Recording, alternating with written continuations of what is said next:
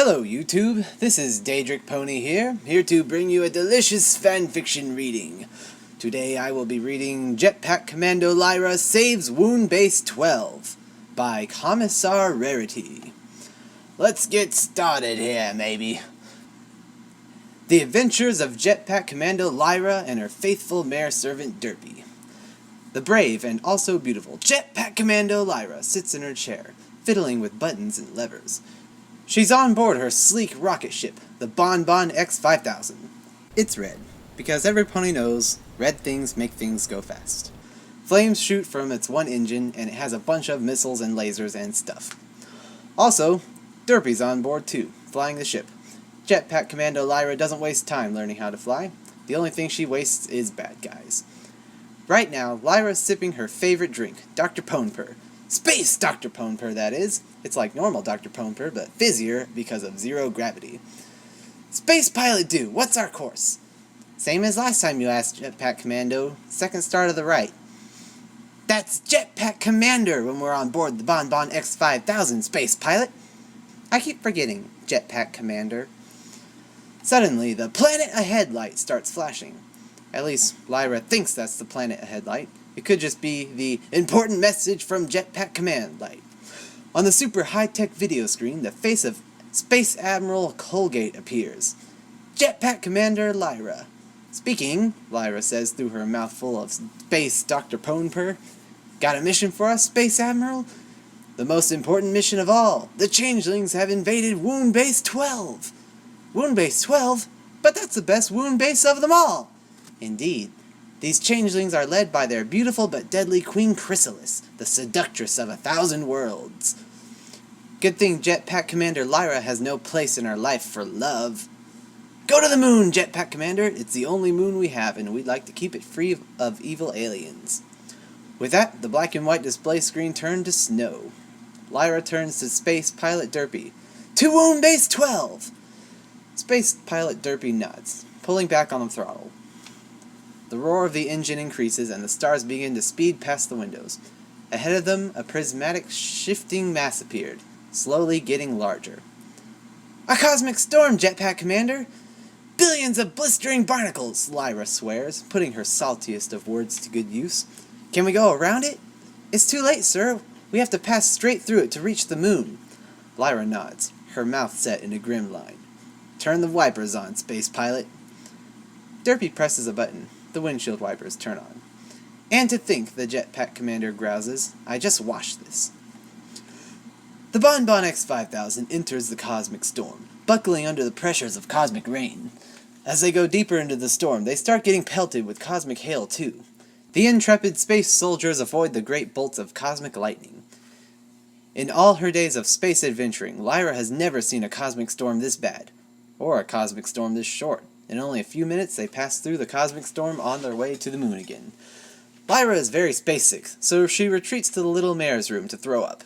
She totally doesn't tell this to Derpy, and Derpy pretends not to hear. Soon, though, Derpy calls out her commander's name, and Lyra stumbles back to the front. Outside the porthole, the moon rises to greet them. Lyra barks out an order to land and sits back down and straps herself in. Of course, they land perfectly. Derpy didn't become the greatest space pilot in the Galactic Equestrian Republic by being a bad pilot. Once the rocket ship touches down, Lyra and Derpy lower the ladder and hop out of the Bonbon X-5000, because who needs ladders anyway? They're not wearing helmets because every pony knows moon dust is just as good as oxygen. But it's still really cold out, so they both have on shiny silver thermal jumpsuits. Lyra's fits perfectly and shows off her cultish figure because she's a friggin' Jetpack Commando. But Derpy's is baggy because she can't upstage the heroine. Lyra straps on her jetpack and takes her ray gun out. Space Pilot Derpy, be on the watch for the changelings disguised as moon rocks. They're crafty. Derpy aims her ray gun at a boulder. Is that one? No, that's a regular boulder. What about that one? Still, normal moon rock. Just then, a changeling pops out from behind a rock snarling. He zaps out some green lasers from his horn, but Lyra jetpacks out of the way. She takes careful aim with her ray gun and blasts the changeling. She nods at her own awesomeness and touches down, switching off her jetpack. She and Derpy continue on to the dome of Wound Base 12. Fortunately, they avoid any more encounters with the changelings. Soon they're stuck at the airlock of Wound Base 12. They huddle behind some conveniently located rocks and peek out to survey the situation. Queen Chrysalis is standing by the airlock, a changeling royal guard right next to her. The guard is giving her brushes with a pink hairbrush with a heart on it.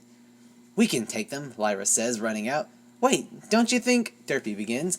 She then sighs and runs after her commander. "Ha-ha!" Lyra shouts, pulling out her ray gun and aiming it at Chrysalis. "We've trapped you, foul seductress!" "Oh, please," says Chrysalis with a flip of her mane. Her mane pokes the guard in the eye, and he rubs it.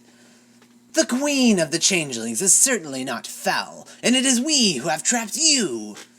"Impossible! I have the gun!" With a sudden rumble and explosion of moondust, a gleaming silver form erupts from beneath the surface. A robot clanks forward, a rainbow-colored plate on its head. "Organic life is a mistake. This unit will correct." "Behold, the Raimbot Dash, based on the greatest of equestrian heroes. And also your doom," Chrysalis crackles evilly. The Rainbow Dash joins her in its staccato voice.